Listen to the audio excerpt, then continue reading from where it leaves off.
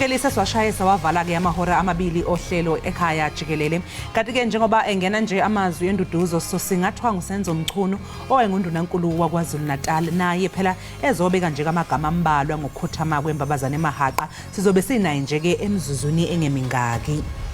Ngasiphinde sinibulise kwakhona ababukeli ukuba kukhona uvula umabonakude wakho ufika ke xa siphakathi naphakathi enqubeni kodwa ke noko ungaxhalabi uzibhuqa uzithwala izandla enhloko ngokuphoswa kwakho ngoba kusekuninzi esiniphathele kona sijonga nokutheke kwenzeka kwiyure edlulileyo njengombukeli ke othembekileyo ngokuqinisekileyo uyazi ukuba soze size kuwe sonke izandla kuninzi esiniphathele kona rhabulana apha kodwa ningafinci.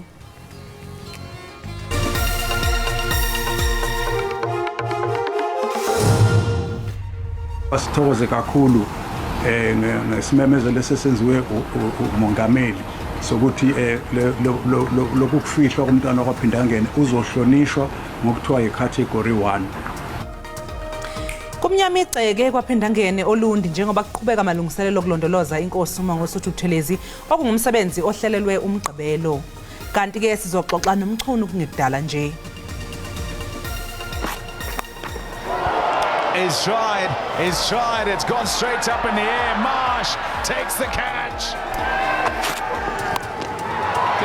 Iqela leqakamba leli iProteas lisinikele umda wemitsi i339 yeAustralia kumdlalo wesithathu wosuku olunye ePotchefstroom. Waqopheka kabana wacisha unomphela Solika Mthaniya. Waqhufuka wawa Dlunkulu unqolobane enkombandlela yomlando wakho iweleziko lokufa. Uwile umuntu omkhulu. Wathula mlomo ongathethi imanga sadla besikhomba unqo. Ngiyathuka simiya yomlando wobukhosi bakwaZulu shwele. Lala ngenxa ebikhothema inkombandlela yakho. Nokho uyibekile intuku ebandla. Lala ngoxolo mbabazana emahaqa ehaqa amadoda kwaze kwasengabulela umthongo.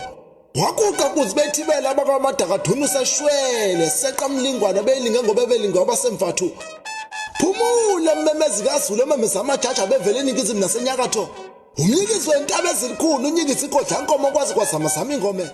Yibinda wena wenkosi shenge mnyamana kanqengelele ndlelandle uzube lidlo selihle.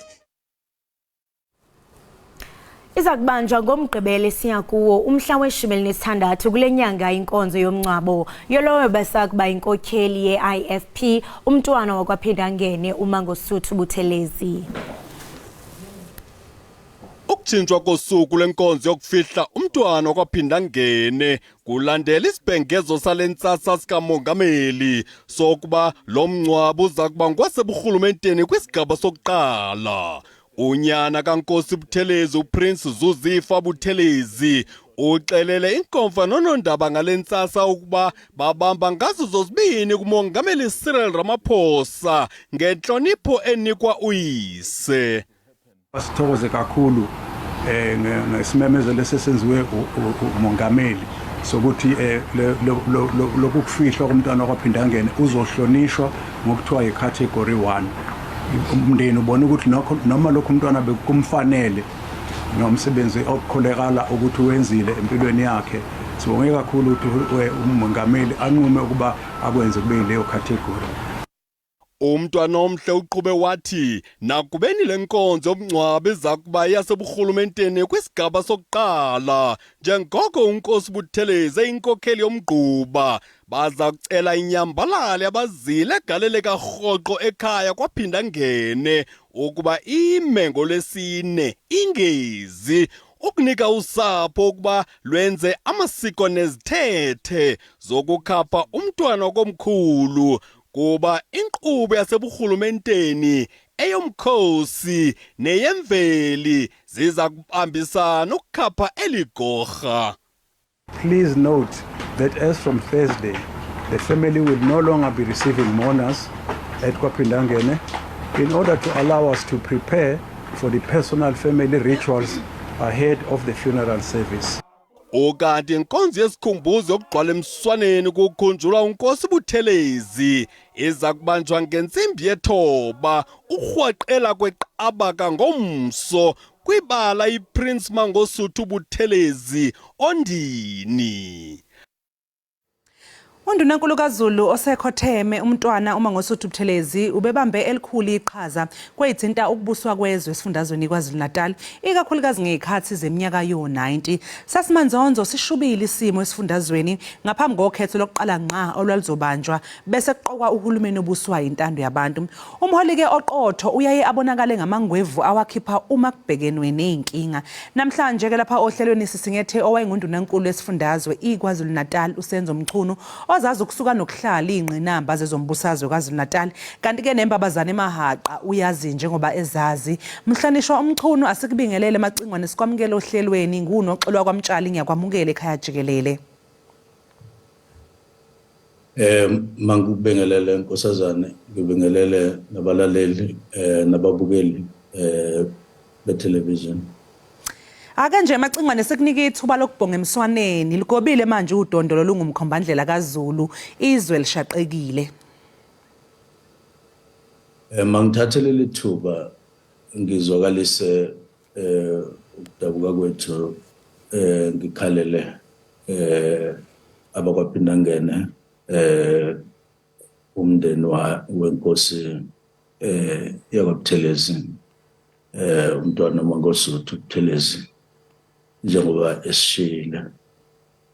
Uyazi ukuthi ube umuntu awukhonzela umndeni wakhe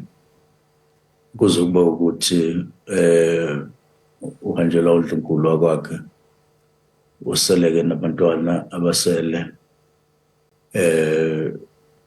phakathi kwabo Ntuthuko umntwana Ntuthuko ebengimazi bese sikhulume naye njengoba naye sake saba naye ngasongoye e-university. Nje bonke sizolana nabo njengoba kusuke inyama kubo, kodwa ke siyazolana futhi nezakhamuzi zalapha emahlabathini enkonjeni, kungabe yisesontweni enkonjeni eshesha la umntwana besonta khona noma ke iqembu lakhe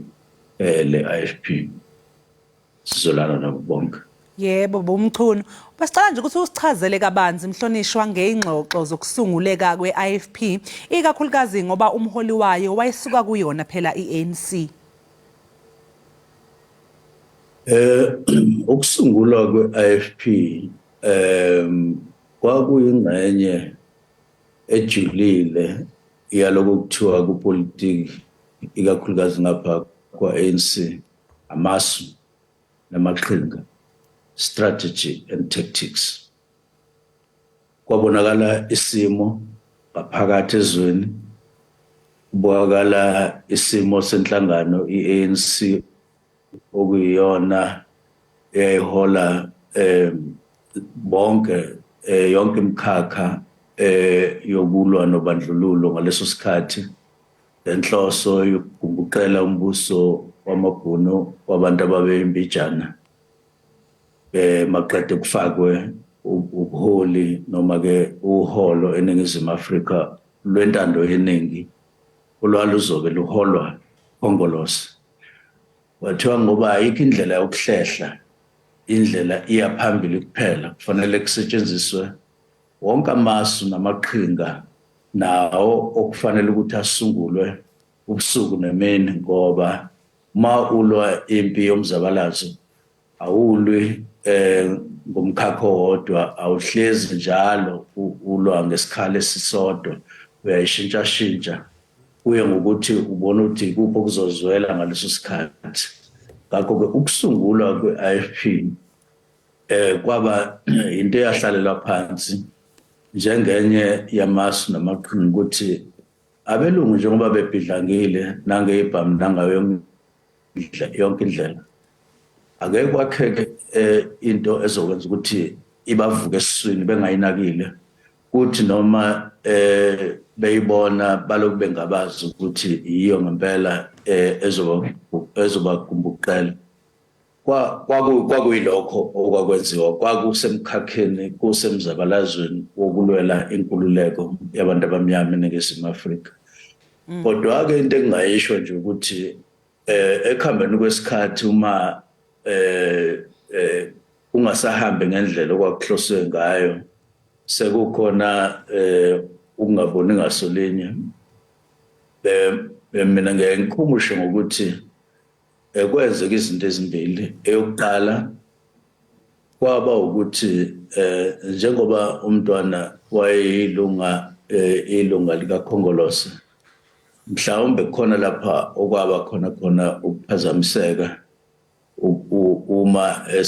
esengapha iqembu lingale, ngoba imvamisa uma uyilunga uyawulalela uhambisane nakho konke okwenziwa ileyo nhlangano njengengxenye yenhlangano. Kodwa ngasohlangothini lwenhlangano ngicabanga ukuthi kwaba khona futhi inkinga yokuthi ukuxhumana kwakunzima ngoba ayengekho ama-cellphone okwangaba khona izingcingo, kodwa-ke iy'ngcingo zaziphansi kumbuso lo wamabhunu, kubungekho ubuxhakaxhaka obuningi obabuyokwenza ukuthi ukuxhumana kuhlale kukhona kuqinile, ngoba udaba olunjengalolu lwalungeke luhlalele umhlangano owodwa bese kuba khona ukuqedela yonke into uma kukhona ukungaboni ngasolinye. Kwakoxoxa kuphinde kuphinde kwasho ukuthi-ke isimo sasingavumi ukuthi kube kanjalo. Ngakho-ke kusho ukuthi nje kwaba khona amaphuzu ngapha basenhlanganweni, kwaba khona amaphuzu noma iphuzu ngakuyena umntwana. Kodwa-ke kwakuhamba kuye kulungise, kwasho ukuthi-ke umzabalazo wawusaqhubeka usajulile usaphambili isikhathi eside, okuyinto ekuhlale yenzeke ey'nhlanganweni ezisuke zilwela inkululeko, ukuthi kube khona la okungabonakali khona ngesolinye. Kodwa-ke khona kukonke ukusungulwa kwenkatha kwakuyingxenye yamasu namaqhinga okulwa nobandlululo ngasohlangothini lwe-ANC. Amasu namaqhinga ayo ayecatshangwe ngokujulile, njengoba nje ukulwa ngezikhali kwakuyiyo futhi ingxenye yamasu namaqhinga inhlangano eyayisungulile ukuthi ilwele inkululeko ngayo, yenzela ukuthi umzabalazo uzwakala unezigi, uqinile, nalabo esasilwa nabo izitha zethu zibone ukuthi isikhathi sifikile sokuthi phakathi ukuthi bayahlehle noma bayabhubha ngendlela umzabalazo sekufanele ukuthi ulwele ngayo. Mhlonishwa, njengomuntu-ke njeke osemkantshubomvu kwezombusazwe, yiziphi izinto ongayibalula ngomntwana wakwaphinda ngene? Well, umntwana waphinda ngene ngicabanga ukuthi wonke umuntu uyavumelana ukuthi ubuholi bakhe ube nawo amandla akhe njengomholi wokuthi uma esenqomela ukuthi into ufuna ukuthi yenziwe abe nayo indlela yokukhuluma, indlela yokwenza, indlela yokucabanga, ngendlela yokuthi alandeleke, njengoba i-IFP ngama-70s ngesikhathi isandusungulwa ngo-75, emva kweminyaka emithathu ikhona, emva kweminyaka emine ikhona, kwakubonakala ukuthi iyakhula, baya ngokuya abantu abaningi beyilandela ngezathu ezahlukehlukene, abanye bebona ubuholi bakhe, abanye benethemba lokuthi babamba iqhaza emzabalazweni wenkululeko, abanye bebona ikakhulukazi ngoba inkatha yayisebenzisa lembala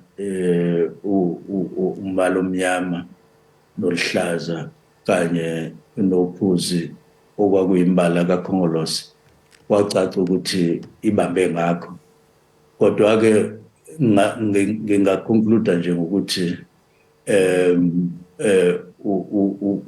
ube nawo amava njengomholi. Ubaba udada uNelson Mandela, uma inkatha isihlulo kwesibili okhethweni likazwelonke ney'funda ngo-1999, emva kokuba bewinile futhi ngo-1994 iyeke nje ezinye izinto eziseceleni wathi declare ukuthi bawinile kabili wathi udada uNelson Mandela Buthelezi is a formidable leader. He has beaten us twice in open democratic elections. Esho thina-ke njengokhongolose ikakhulukazi esifundeni saKwaZulu-Natal. Noma-ke kungehlanga kahle kwabanye bethu ukuthi udada uNelson Mandela alibeke ngembaba ngaleyo ndlela. Ngoba phela sasilwela ukuthi siwine kusukela ngawo-1994 ukhetho lokuqala esifundazweni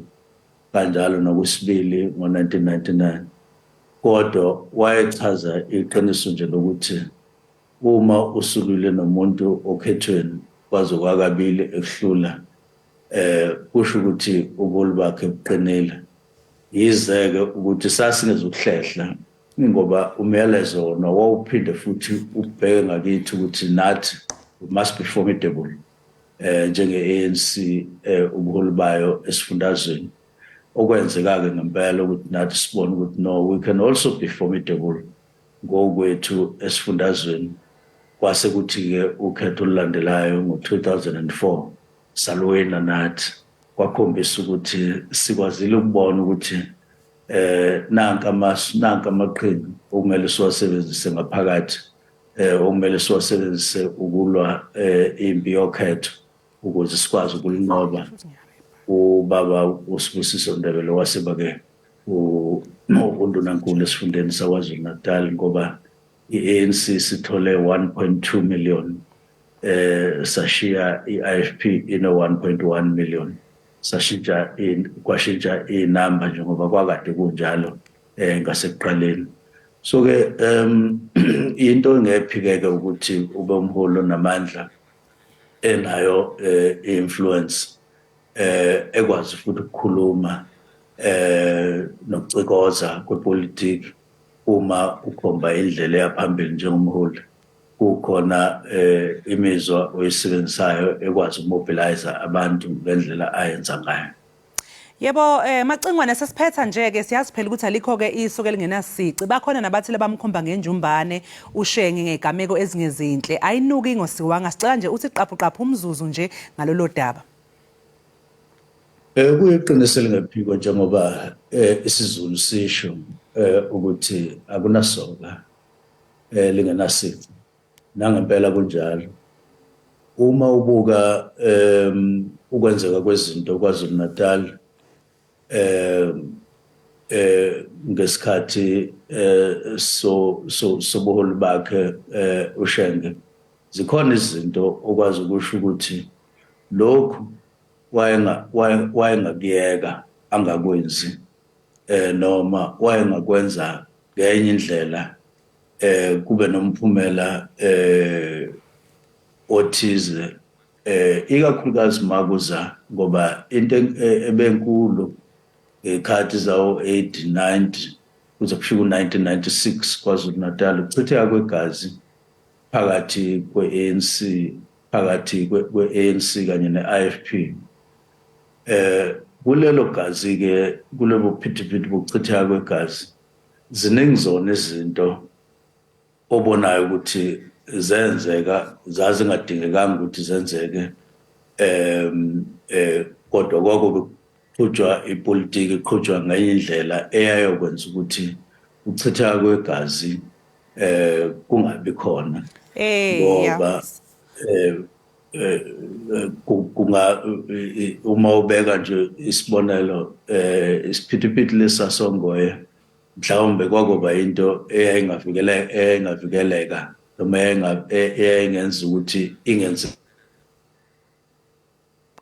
Sibonge kakhulu-ke Macingwane ngesikhathi sakho namhlanje lapha ekhaya Jikelele sijabule kakhulu ukuthi-ke sixoxisane kanye nawo umbukeli lowo-ke bekuwumhlonishwa uSenzo Mchunu besixoxisana naye mayelana nokwedlula-ke emhlabeni kwembabazane ebalula-ke naye ukuthi impela ubengumholi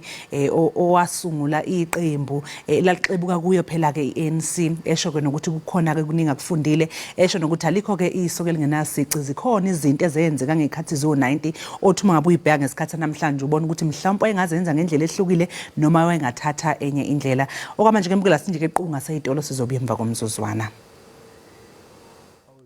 Umlilo shephe ngakhothe washunqela abasekhona kohamu usungu loluyibunubunu luvijwa ngapha lishone ngalena isihlono nesikhalela amabhunu emadlebeni uze kwaso fosta bethititha isayile hleze mtakasheni kabgwazi inkunzi kadlelana ubhani idladla ngedi ngobungcwepheshi komncwedi yini leyo mageba babhilika ngawe 10 oshifu umhlamzi maphumulo itsha balikanduleka abakwangwane balikandule ngesandwa laze laqephuka ngaze kuyofakaza ushipha umzimba utembe phansi kwalo yikile manguza ijame phezulu ngwaphuma shama fililimi eziredaba uphuzusa molo masheli wawudaka umathanzime emaxhozeni kadlwa phindelela mtakashenge ngesaglesa ko sobunqumo zanqumeka izindaba gijimani yobikela bakwamashobana tilukhululu yeza luyanyelela siliphanisa nondaba ngako bayeni phanisa nophunga yena omageba ezi kuyawufa abantu kusala isibhongo okuyizona ziyawusala badabulu ibindawo nendlovu inkosi udingana kasenza ngakhona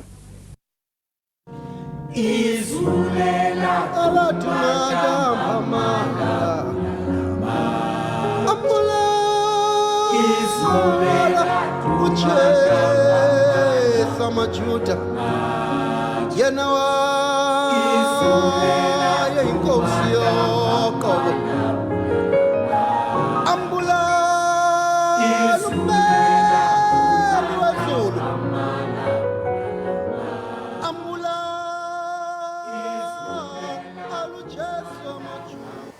Siphinde sikwamukele mbukeli lapha ekhaya Jikelele. Mbukeli bambalwa kakhulu uma bekhona phakathi kwethu abake bambona ngeziqu zamehlo mengameli wezwe uCyril Ramaphosa okanye inkakha yomdlalo wekhilikithi uMakhaya Ntini futhi ke bambalwa abayifikela mathupha ngesikhathi kutshalwa indlovukazi yamangisi uElizabeth II. Yize ke kunjalo uyamazi ngamehlo umengameli uCyril Ramaphosa ngisho nephimbo lakhe imbala nomncwabo futhi wokutshalwa kwendlovukazi yamangisi wawubona ukusuka nokuhlala. Lokhu ke mbukeli kubufakazi obugcwele phela bamandla ukusebenza komkhakha wabeindaba nobuntatheli. Yingakho nje ke abeindaba benamandla ukuguqula okuhle kubukeke kunogcobho kulaba basemanzi ukhakhayi baphinde futhi ke baguqule okubi kubukeke kukuhle kulaba bahlulekaye uqaphela ke izinto. Nenqubo yentando yabantu ithembele kakhulu ekusebenzeni kobuqotho bomkhakha weindaba ngenxa phela yamandla awo. Yingakho nje ke emlandweni osombusazwe nabasemehlweni omphakathi behlala ngokushishibeza beindaba ngelithi bathunaza igama labe emphakathini. Namhlanje ke sibuza umbuzo othi njengoba impunga inkosi uMangosuthu Buthelezi siguqile kwabe kunjani ukusebenza kwabe indaba ngaphansi kwesandla sakhe njengondunankulu kahulumeni wakwaZulu ngesikhathi sobandlululo. Ukuthola ke impendulo asithekele kulombelo ogwantsile wentatheli nomhleli weindaba osewathatha umhlala phansi okunguDumsani kaMaliyavuza Shange. Mfo kaMaliyavuza sikwamukele ohlelweni ekseni sibonge kakhulu kuyintokozo kuba nawe namhlanje ekseni. Ngiyabingelela noxolo ngibingelele ekhaya Jikelele. Asiqale nje ngokuthi usixoxele ukuthi kwakunjani ukusebenza njengentatheli ngesikhathi uShenge eseqhulwini njengenhloko kahulumeni wakwaZulu kule yaminyaka izwe liqoqobelwe abe balela imhlophe ababe nesihluku esixaka ukwenza. Kwakungelula futhi kuthanda kuba inkinga ukusebenza ngaleso sikhathi njengentatheli ngoba inkosi uMangosuthu Buthelezi zazimshanqa zonke izinduku ngapha abohulumeni webandlululo bemshaya ngoba phela wayekhuluma izwi elaliphikisana nenqubo yobandlululo kanti nangale kwesinye isikhathi ababelwela ezombusazwe bengaphandle njengo ACPAC bemqhakafula naye umntwana uMangosuthu bethi uhambisana nenqubo yobandlululo. Ngaleyo ndlela wayetholakala inkosi uMangosuthu Buthelezi esenkingeni yokukhuluma nabezindaba ngoba washaya nxa zombili bengamethembi. Yize abe-ANC no-PAC nazo zonke lezi inhlangano ezazilela zithathe izikhali zazimbuka njengomuntu osebenza nabenqubo yobandlululo. Kepha nangokulunye uhlangothi lwezombangazwe ama-National Party yayimbuka njengomuntu othanda ukuvukela umbuso kodwa yileso sithombe sasivela emphakathini kepha inkosi uma ngosuthu elokeshilo ukuthi ngeke akwazi ukukhuluma nohulumeni nobandlululo bengakaphumi laba emajele ababeboshiwe kanjalo nababesedingisweni kepha ke i-ANC no-PAC bebona ukuthi uyasebenzisana nenqubo yobandlululo kepha ngaleso sikhathi-ke yilapho-ke kwakuba khona-ke izinkinga ezinkulu ngoba naye kwakukhona ungabethembi nokumcasula njengomuntu wakwaZulu wayeba nako lokho usheshe ahluthuke uma kunemibuzo emvalela ekhoneni emfaka ekhoneni kungeze ukuthi phela sasifuna ukumfaka ekhoneni kanti njengabo bonke abaholi bezombusazwe sasibuza imibuzo eyayifunwa ukutholwa abalaleli bomsakazo noma abama-television noma abamaphephandaba ngaleso sikhathi ngoba yithi esasine inhlanhla yokuthi sondelane nazo nabezombusazwe kwabuya ukuthi-ke umubuza kanjani umbuzo inkosi uma ngosulu Buthelezi nokuthi futhi ungakuliphi iside ngaleso sikhathi mhlawumbe umtholo ukuthi kukhona impela okulotshiwe kwangamphatha kahle enhlizweni mase uzobuza eminye imibuzo uzothola indlela azophendula ngayo nesimo ke sizombusazwe ngaleso sikhathi sasingesihle nakhona ke kungekho kwethembeka ukunokwethemba kakhulu izintatheli ngaleso sikhathi. Yebo, kunenye nje kusakhuluma ngazo izintatheli ngiyazi ukuthi kunenye intatheli ye-SABC eyazi yathola izibongo ezithi ihunduku zamabhunu azimshayi ziyamqangalaza kwelasehlobane ezaqhamuka ngokuthi phela eyocoshela amabhunu amthela ngenduku. Engabe ke ngaphansi kahulumeni wakwaZulu zabe zikhona yini igameko ezayifuze lezi? Angizikhumbuli izigameko lapho kwashawa khona izintatheli ngaphansi kukahulumeni wakwaZulu owaholwa inkosi uMangosuthu eseyichief minister uNdunankulu wakahulumeni wakwaZulu osewashabalala ngaleso sikhathi kepha ebakhona amazwi ahlabayo lapho mayekhuluma khona mhlawumbe nezi emhlanganweni yomengqungqutheleni ukuthi izintatheli zibhala lokhu nalokhu zisho lokhu nalokhu kepha thina sasinenhlanhla ke thina ngoba phela sasikuqopha lokho kwakushiwoyo esasikwazi ukuthi sikubuye sikudlale sikhombisa ukuthi nakhu akushilo angikhumbuli kukhona lapho ke sasishawa khona ngaphandle ukuthi ke kwakuba khona ke phela amazwi aqhamuka kubalandeli benhlangano mawubhale istory noma udaba olukhombisa ukuthi olungambeki kahle inkosi uMangosuthu ngakushilo noma ngokwenzekile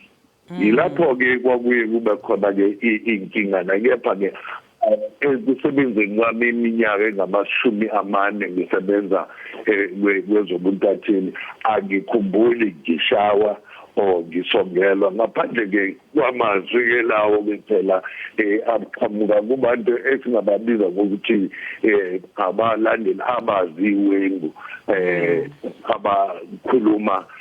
okuqhamuka nje ekhanda labo ngaleso sikhathi. Yebo babushange uma ngabe ke ubheka nje ke isithombe sikaShenge kwabe indaba ngaleso sikhathi nesikhathi samanje ikakhulu njengoba bese kusondela izinsuku zokuba imlondoloze imvelo engabe ukuphi umehluko? Ngingabeka ngithi awukho umehluko ngoba ikakhulukazi thina abezindaba kwa-SABC ngaleso sikhathi kuzokube khona manje yize sasebenza ngaphansi kwengcindezi kahulumeni wobandlululo uhulumeni wobandlululo-ke wona wawuphusha ipropaganda yawo yobandlululo kepha-ke inkosi uma ngosuthu bekuwumuntu ebengikwazi mina njengentatheli yomsakazo ukumfonela ngikhulume naye noma ingasiphi isikhathi kwesinye isikhathi ngisasebenza naseParliament umuntu engungqongqoshe wezasekhaya ngangikwazi ukuhamba ngiyehhovisi lakhe ngiyoxoshela izindaba kokunye ke nje ngihambe ngiyovakasha nje kulapho ngizokwazi khona ke ukuhogela izindaba engangifuna ke ukuzibhala ngaleyo ndlela inkosi uMangosuthu umuntu usopolitiki okwaziyo ukukhuluma nabezindaba ngaphandle mozombuza imibuzo ecasulayo emcakafulayo emehlisa isithunzi kepha ikhona indlela yokuthi umbuze umholi wezombusazwe sasikwazi ukumbuza umholi wombuso imibuzo ofana ncamashi ozothola impendulo efana ncamashi nalo mbuzo ambuze ngayo ngendlela engahlelekile kepha akwazi ukunikeza impendulo eqondile kepha kwakuba khona ke isikhathi lapho kwesisikhathi umbone khona ukuthi akakhululekile ngeminye imibuzo wawibuza ngizokhumbula nje ngihambe naye ngiseZambia eLusaka ngonyaka ka-1992 bangaphosisi lapho ke sangibuza khona ngokuthi uzokwenza njani eNingizimu Afrika ngesikhathi ngoba ekhaya eNingizimu Afrika inhlangano kakhongolose SDU Self Defense Units ilapho ke aphendula khona inkosi uMthelezi ngentukuthelo eyibhekise kimi njengentatheli ethi yena ke unombutho wamaphoyisa akwaZulu okuyiwona avikela umphakathi emveni kwalokho ke inhlangano ye-IFP ngaphansi kobuholi benkosi uMangosuthu Buthelezi ilapho yasungula khona mase sibuya eZambia yasungula khona ama self protection unit kungaleso sikhathi ke lapho kwakunokuhlaselana nokubulalana phakathi kwabalandeli beANC kanjalo nabalandeli beIFP.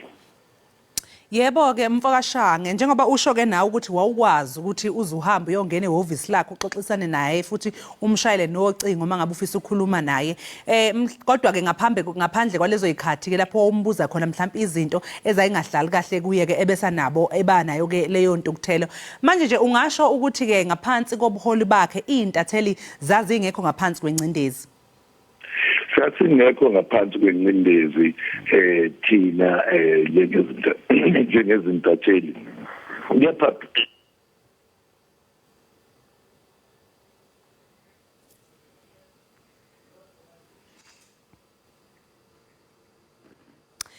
ake asithi nje kuyibamba lapho inkulumo yethu nobaba uShange sibona ngazuthi nje kunenkinga ye-network njengoba besixoxisana naye sixoxisana ngayo phela imbabazane emahaqa ukuthi njengoba njena eintatheli simkantshubomvu yayisebenza ngezikhathi zo90 ukuthi kwakunjani ukusebenza kwabo njengeintatheli ngaphansi kobuholi bakhe esaphethe ke isifundazwe sakwaZulu ebalula ke esho ukuthi cha wayekwazi yena ukuthi ke akwazi ukukhuluma naye mengabe emdinga azange nasehhovisi noma amshayela ucingo kwakungesiye umuntu owayecindezele intatheli kwakuba yilezo ikhathi nalezo ikhathi lapho phela mawumbuza into engahlali kahle kuye ayephendula khona ke ngokucasula kodwa nje ke overall esho nje ukuthi cha wayengasiyo umholi owayecindezele intatheli ngaleso sikhathi ikakhulukazi njengoba phela sazi ukuthi laba uhulumeni obandlululo wona zikhona intatheli kwakubikwa nokuthi uze ayishaye ayithele nangenduku kodwa ke esho khona ukuthi cha ngaphansi komntwana kwaphindangene azikho intatheli kwayekubikwa ukuthi zacindezelwa okanye ke zabe seyithola ke ukuthi ke zishawe okwamanje embukela sike qu 8 sizobuya emva komzuzwana.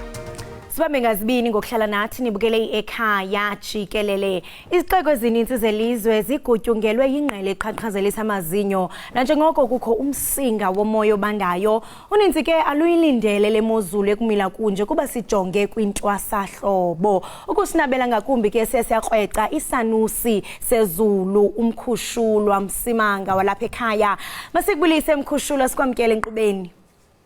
Ndiyabulisa kuwena msasazi nakubaphulaphuli ndiyabulisa kakhulu ngithi enkosi. Enkosi kakhulu. Hey, siyazibuza mkhushula into okubana nansi ingqele iqhaqhazelisa amazinyo. Ungathi uyajonga eGauteng kuyabanda, uyajonga eEastern Cape, uyajonga eThekwini. Siyazibuza into yokubana hayibo kukhale nyonini kuba thina besicinga into okubana ngoku singena noko kwintwasahlobo. Khawusinabisele mkhushula. Impela kuliqiniso ukuthi sesingenile kwintwasahlobo kodwa ke lokho akusho ukuthi ke angeke siwathole amakhaza ngoba sizokhumbula ukuthi ke izwe lakithi lihlaselwa kakhulu imsinga ebandayo imsinga ebandayo ke ekhathini ke za September sihambe ibe khona kuya kuyofika la ku-October ize noma ke ungekho umsinga obandayo sekushisa kodwa kumele sikulindele ukuthi ke sisengabhekana nomsinga obandayo iwona ke lo esike sabhekana nawo ke ukusa kwangesonto bese likhithikile kakhulukazi ke lapha eWestern Cape kwaqhubeka ngesonto emini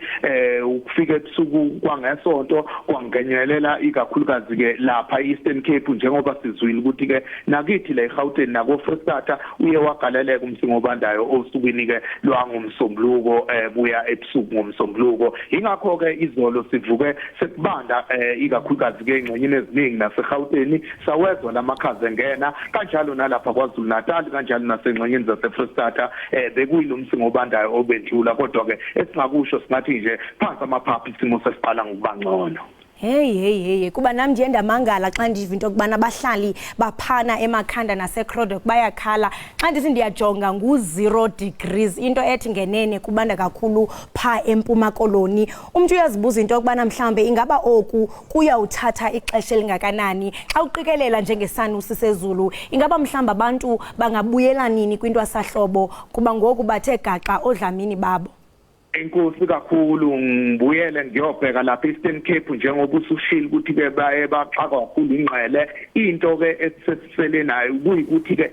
iintaba zalapha eWestern Cape kanjalo naseEastern Cape bezimbethe ingubo emhlophe ngenxa ukuthi ke liyela khithika kulozo ndawo kodwa ke liyela ncibukala ke leliqhwa osukwini la izolo ngenxa ukuthi ke amazinga okushisa abeseqala izolo eqala ukuphakamisa singasho nje sithi ke isimo sayizolo asifani namhlanje ize noma lapha koKalado koGraph iyongena koKomani koQueenstown lezo ndawo zithinteke kakhulu ke ngamazinga okushisa asekuseni iyongena koMatatiyela kwaZulu Natal koUnderberg koBhulwa amazinga okushisa iqanda kwezinye indawo angaphansi kweqanda njengoba sithetha kodwa ke sizokulindela ukuthi emini namhlanje cha amazinga okushisa athi ukuphakamisa nje lithanda ukuba phakathi kamnandi lithande ukuphola osukwini ke la kusasa siyobe sesibona seliqala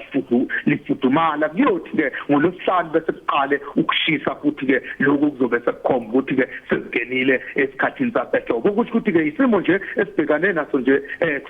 kusukela ngesonto kuyongena ke osukwini la izolo namhlanje phansi amaphaphu kusasa liyafudumala ngolosihlanu isimo sibuyele kwesijwayelekile. Mkhushula nje ngibusisha into kubana noko kwinsuku ezilandelayo noko sobona into kubana lengqele izawuya ithothomala nakubeni nje ezinye indawo zikhala ngomsinga womoya obandayo kuyaphawuleka into kubana kwezinye indawo engathi into kubana zikumbindi welizwe simbonile pha South African Weather Service ekhupha isilumkiso somlilo wamadlelo into ethi ke kumile ungathi mhlambe kwezindawo apho kuye kwakhutshwa khona isilumkiso sokuba bangalindela umlilo wamadlelo ungabaxhobisa uthini bona? Kuliqiniso elingaphikiswa ukuthi ke lo msinga obandayo uye wagaleleke eWestern Cape kanjalo naseEastern Cape kwaZulu Natal eFreestata eGauteng kodwa ke engxenyeni ke silapha ngasentshonalanga nezo koNorthern Cape cha awuzange ube namandla ingakho sikhona isixwayiso ke sishoyo ukuthi ke kulozo ndawo singalindela isimo sezulu esingathanda ukubhebhekithisa umlilo siyanxusa ukuthi abantu bakithi ke kuloso simo kusuke kuyikuthi ke kuyashisa kuphinde futhi ke kube nokoma umswakamo ungabi bibikho mawuze waqala umlilo ngeke nzima kakhulu kunqoba siyanxusa ukuthi ke abantu bakithi bengaqala umlilo bese bawushiye bengawuqaphele ukuthi ke kumele umlilo bowumonitore njalo uze uyocisha okunye ke futhi sinxuse kubashayeli abantu abahambayo abadrivayo abashayelayo ukuthi ke bengalahli inqamu zogwayi mabeshayela ngoba lezo nqamu zogwayi maziwela phansi ziqala umlilo bese kubenzima kakhulu silinyalelwe imvelo yethu siyanxusa ukuthi ke abantu bakithi bebe nokuqaphela kakhulu kufana nani ke emsasazi njengoba sikhuluma wena ungakuthatha kancane nje ulahle ibhodlela ushayela ulahle ibhodlela ngewindi mangabe kufika isimo sokushisa nesomile lolo bhodlela olikhiphe ngefastela lewi noma olikhiphe ngefastela lemoto ilona eligcine liqala umlilo ngoba into ezokwenzeka ilanga lishisa leli bhodlela bese kube le reflection manje ye light elighter inkotha okubanye le grass le eyome kakhulu bese kuqala umlilo bese uzwe abanye bethi umlilo wamadlelo akusewona umlilo oqalwe umentshisi kodwa umlilo oqalwe ibhodlela elikhishwe umuntu ngefastela lemoto okusho ukuthi ke asiqaphele kakhulu kunvelo yethu singakhiphi izinto ngamawindi mangabe siyashayela ngoba lezo zinto zingalimaza imvelo yethu zingalimaza ukuphila kwethu noma kuthande ukubeka impilo yethu engcupheni siyanxusa ukuthi abantu bakithi ke bebe nokuqaphela ngihlale ngisho ngithi indlu mawufuna ukungangenwa izifo endlini yakho uyayiklina nomhlaba ake siwukline noma ake siwuqaphele singawungcolisi ukuze singangenwa izifo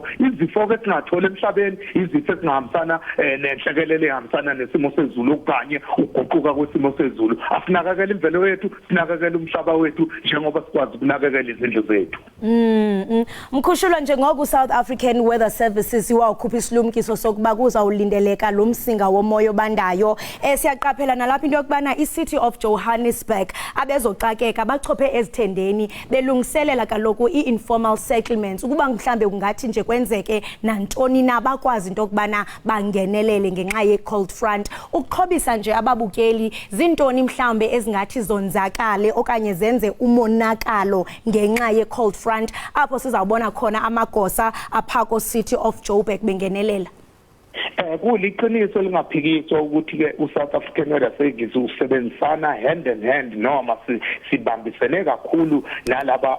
abezenhlekelele ama disaster management centers kusuka uma local kuya kuma district kanjalo nakuma metro province siyongena kwa national njengoba ke usushila ukuthi ke amazinga okushisa njengoba bese sishila ukuthi amazinga okushisa athinteke ngempela kuyabanda ekhathini zasekuseni njengoba ke eJohannesburg sibheka ukuthi namhlanje aqhubeka amakhaza ngoba i-maximum temperature siyilindele u16 degrees Celsius koFulnacheni bo17 koPretoria bo19 kusabanda ke makunjalo ngoba amazinga okushisa siwaqale lapha ku4 kuya ku5 degrees Celsius kwiprovince ke yaseGauteng okusho ukuthi ke siyazi ukuthi makubanda kubantu abaningi babasa izimbawula babasa amalahle siyanxusa ukuthi ke labo bantu ke bengawushiyi lo mlilo uthola ukuthi umuntu uyawushiya uthi hayi ngisaya kwamakhelwane ushiya umlilo uvutha wodwa ngoba mawuvutha wodwa umlilo kungenzeka kuthungeleka izinto eziseduzana okusho ukuthi ke nalabo bezenhlekelele njengoba besho ukuthi ke bami ngomumo ukubheka leso simo siyanxusa ukuthi ke umphakathi wakithi awulekelelane nalabo bezenhlekelele sizimbi inhlekelele ingakenzeki ukuthi ke musami umphakathi wakithi ukuthi noma kubanda kangakanani mawubona ukuthi usaya kwamakhelwane usathatha uhambo lo 20 minutes noma u10 minutes kungcono ucishe umlilo kunokuthi ushiye uvutha wodwa ngoba ungasale wenza umonakalo omkhulu uzathi mawubuya omngcono uqale phansi okusho ukuthi phecelezi don't leave the fire unmonitored because lo mlilo loyo ungagcine ukhose inkinga enkulu kakhulu ubeke impilo zabantu engcupheni uphuma imphefumulo okusho ukuthi ke asilekelelane silekelele abezenhlekelele masumphakathi singawushiyi umlilo uvutha wodwa Mkhushulwa masibambe ngazibini ngexesha lakho nokubana uxhobise ababukeli bethu. Nami ngithi ngiyayithetha indawo benobusuku obuhle.